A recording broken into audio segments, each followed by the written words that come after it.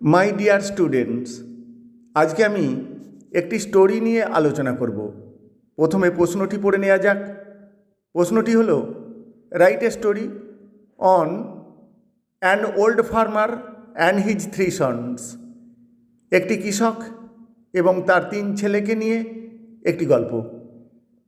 Outline অর্থাৎ পয়েন্টসগুলো হলো, an old farmer's three sons, এক বৃদ্ধ কৃষকের তিন ছেলে, কোয়ারলিং, তারা ঝগড়া করে। The farmer gave a stick to his son separately, কৃষকটি তার ছেলেদের প্রত্যেককে আলাদা আলাদা করে একটি করে লাঠি দিল। দে ব্রোক ইট, তারা ভেঙে ফেলল। Then he gave a bundle of sticks, তারপর একটা লাঠির গুচ্ছ দিল।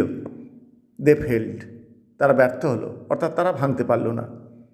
দ্য ফার্মার টট দেম, কৃষকটি তাদের শিক্ষা দিলেন দ্য ভ্যালু অফ ইউনিটি, একসাথে থাকার মূল্য। এবারে উত্তরে আসি। প্রথমে একটি নামকরণ করতে হয়। এখানে নামকরণ করা হয়েছে the farmer and his three sons, এক কৃষক এবং তার তিনটি ছেলে। A farmer had three sons, এক কৃষকের তিনটি ছেলে ছিল।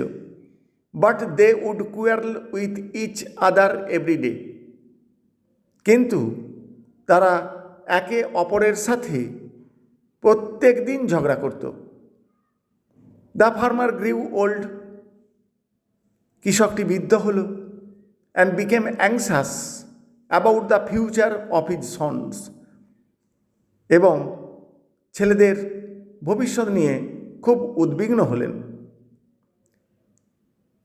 হি থট, তিনি ভাবলেন, that their enemies would take his advantage, তার শত্রুরা তাদের এই দুর্বলতার সুযোগ নেবে।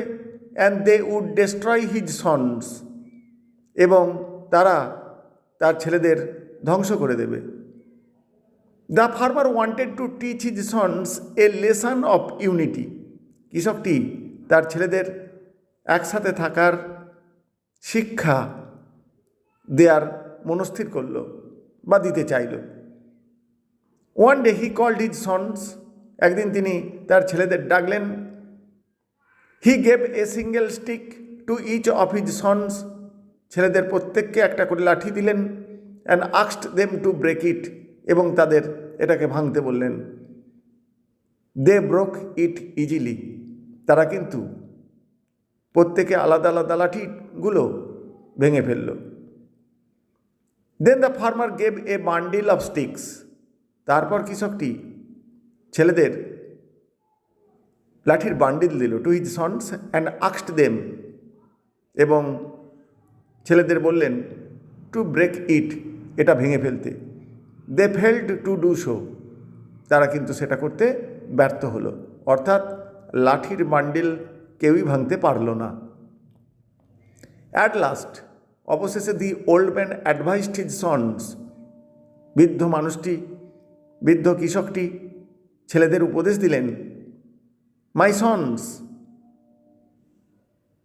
লুক, ছেলেরা দেখো, এ bundle of sticks can not be broken easily, যে লাঠির তোড়া বা গুচ্ছ সহজে ভাঙা যায় না।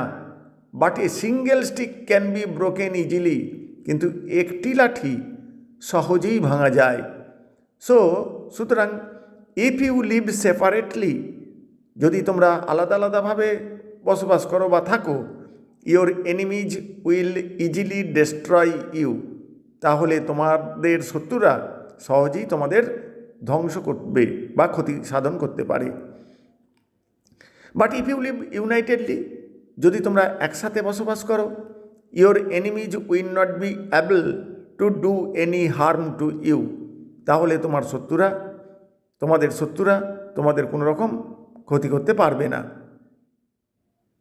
The three sons of the old farmer, বৃদ্ধ কৃষকটির তিনটি ছেলে, আন্ডারস্টুড ইট, এটা বুঝতে পারল। অ্যান্ড প্রমিসড, এবং শপথ গ্রহণ করল, to live together in future, যে ভবিষ্যতে তারা একসাথে বসবাস করবে। এই হলো স্টোরিটি।